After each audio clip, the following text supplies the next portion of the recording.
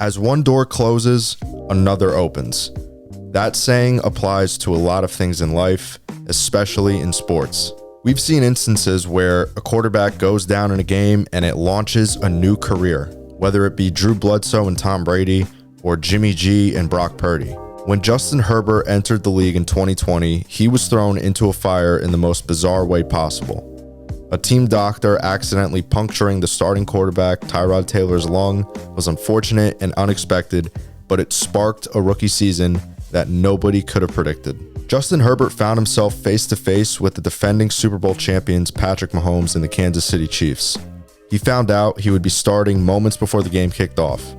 For almost any rookie, that may be the most uncomfortable and most challenging first game you can ever have. But for Justin Herbert, in just a moment's notice, he'd take the league by storm. Herbert went toe-to-toe with Patrick Mahomes and solidified himself as the starter going forward and for the next 15 years. Herbert would arguably have the most impressive rookie season by a quarterback in NFL history, posting 4,336 passing yards, 31 passing touchdowns, and a 98.3 passer rating.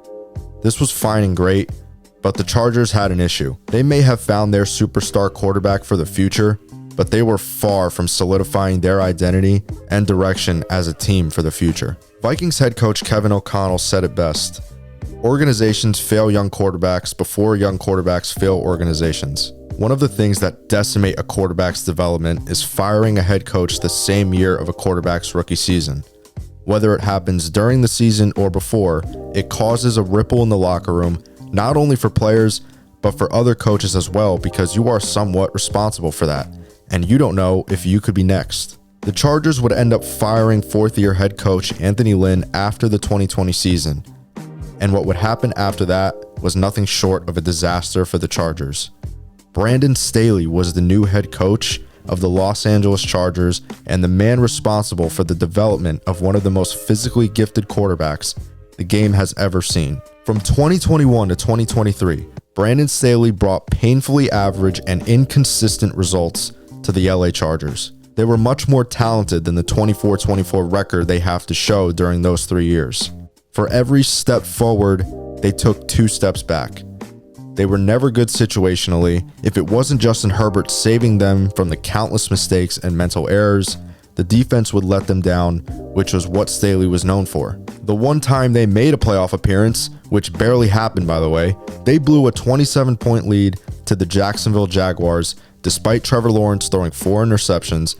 And I think that really made people realize that this guy, Brandon Staley, just doesn't have it in him to be a head coach. In Brandon Staley's last year with the team, their defensive ranks went like this: 24th in points allowed, 28th in yards allowed, 27th in yards per play allowed, and they were second to last in pass defense. Not only did they underperform, but they did it with guys like Keenan Allen, Mike Williams, Austin Eckler, Khalil Mack, Derwin James, Joey Bosa, Tui Tuipulotu, Asante Samuel Jr., and others. They were damn near horrible. They couldn't even be competitive. With a 5-12 record, Brandon Staley was out of there. But now, the Chargers feel like a team that plays together. One good play is made and it's followed by another. Then that turns into a good drive and a good half and a good game. And they keep stacking one on top of the other. The one thing about Jim Harbaugh-led teams is that you know they are going to have an identity on both sides of the ball. They're going to thrive off pass rush and pound the rock behind an offensive line that will put you on the ground time after time. It's old school football that sets up everything else for the offense and defense. Not only is Harbaugh a great motivator, but he's a great strategist. This year, the defense has taken an insane leap with pretty much the same squad and also with younger players starting. As of right now, at the time of this recording, the defense ranks as follows: 2nd in points per game allowed, 15th in yards allowed, 9th in yards per play allowed, and 9th in takeaways. Keep in mind that this was supposed to be a rebuild year, and the Chargers are in position to make the playoffs, likely as a wild card and perhaps make a deep playoff run, because you look at how they're built. Strong run game. Defense takes the ball away and doesn't allow points. Good in the red zone. Justin Herbert is playing the best and most mistake-free football of his career, and he's doing it with less experienced talent. And the coach leading this team has been there and he's hungry for more. He knows what it takes to have a chance in any game versus any opponent in any weather. Harbaugh is not afraid. That's his biggest and best trait of all. Nothing you throw at him is too much, and the team adapts that mentality. There is no such thing as being too prepared, and you can see it with teams like Kansas City. They will find a way because they have seen it all on film. They are ready for everything. They have an answer for anything. Right now, I think what I love most about the Chargers is how the relationship between coach and QB seems to have rubbed confidence onto every player. When times get hard, there were tough questions that needed answers. Brandon Staley couldn't give a direct answer. He never had one. He got defensive and way too matter of the fact about how he's confident in the team and how they will fix their flaws, but they never did. I'm not saying I know what it's like to be a head coach on the hot seat, but call it like it is. Have some humility and rawness to your reaction. Your players are human and so are you. I think the Chargers held themselves to just an unrealistic expectation in the Staley era. I don't think they knew who they were as a team. I don't think they knew who they were as individuals. I don't think they knew what they were good at because they could never stay consistent with what they were good at. But it completely flipped the switch under Jim Harbaugh. He brings stability, a clear vision, and realness that the team appreciates, and you can see it most in Justin Herbert. Herbert at this point this season has 2,500 passing yards, 13 touchdowns, and only 2 interceptions. He's not going to win MVP. But teams that have the ability to beat anybody they play rarely put their entire offense, their entire team on the quarterback's back. I think we can look at 2 to 3 teams that if they went into Kansas City or Buffalo, they can beat them in the playoffs. And I think those teams are the Steelers and the Chargers. I think Justin Herbert is allowing himself to play to his strengths when he needs to and not because he has to. He knows that the team doesn't live and die by his arm now.